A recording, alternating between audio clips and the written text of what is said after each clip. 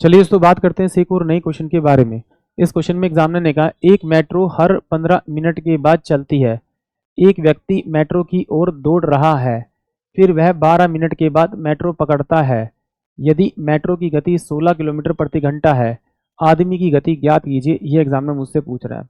तो देखिए इस क्वेश्चन में एग्जामिनर ने कहा कि भाई एक डिस्टेंस है पर्टिकुलर, यहाँ से एक मेट्रो निकलती है ए और यहाँ पर पहुँचती है, तो उसे जो टोटल टाइम लगेगा वो कितना लगेगा, आपका 15 मिनट का लगेगा। और जैसे ही वो यहाँ पहुँचती है तो यहाँ से एक दूसरी मेट्रो निकलती है।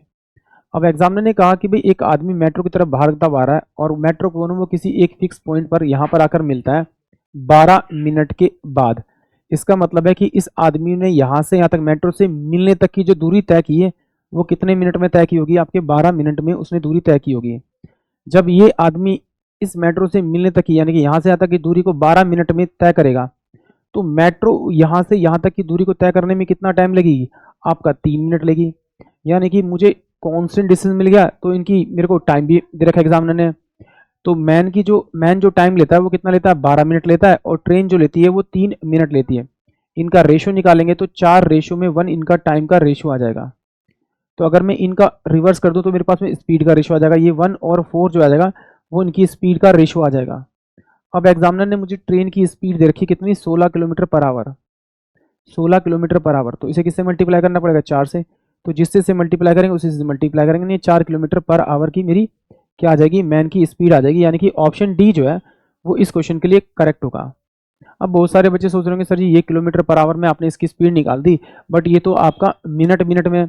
तो भैया ये मिनट में, अगर आप इसे 60 से भाग कर दोगे और इसे 7 से भाग कर दोगे तो घंटे में हो जाएगा, बट ये तो कट जाएगा रेशियो में, तो इससे कोई फर्क नहीं पड़ेगा। चलिए एक तरीके से और देखते हैं।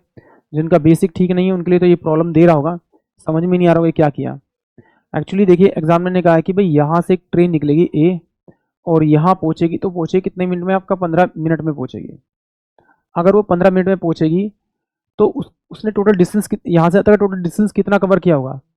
उसने कहा है कि भाई ट्रेन की जो स्पीड है 16 किलोमीटर पर आवर है, तो टाइम लेती है 15 मिनट और स्पीड कितनी है, 16 किलोमीटर पर आवर। तो इसे अगर मैं 60 से भाग कर दूंगा तो ये मेरे पास में स्पीड इंटू में टाइम टोटल डिस्टेंस हो जाएगा। तो ये 15 चौके 60 4, यानी कि टोटल डिस्टेंस जो है वो 4 किलोमीटर का डिस्टेंस है यहाँ से और यहाँ तक का, इस पाथ के बीच में।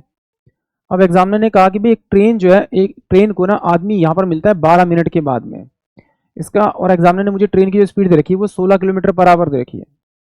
तो मैं मैन की स्पीड मान लेता हूँ x किलोमीटर पर आवर, और जब दो ऑब्जेक्ट एक दूसरे की तरफ आते हैं तो उनकी स्पीड प्लस होती है। टोटल डिस्टेंस मेरे पास में 4 किलोमीटर पर आवर का, स्पीड कितनी है 16 प्लस का आपका x बराबर में डिस्टेंस अपॉन में स्पीड इक्वल टू क्या होगा, मेरे पास में टाइम कितना 12, ये 12 हो जाएगा। 12 बटे में आप 60 कर दीजिए इसे, तो 12 पंजे 60, तो क्रॉस मल्टीप्लाई करेंगे तो 16 प्लस का x इक्वल टू में कितना 20 हो जाएगा। तो x की वैल्यू जो आएगी वो 4 किलोमीटर पर आवर आ जाएगी आपकी। यानी कि ऑप्शन जो मेरे पास में आपका डी होगा वो इस क्वेश्चन के लिए करेक्ट होगा। आई होप आप सभी को क्वेश्चन समझ में आया होगा।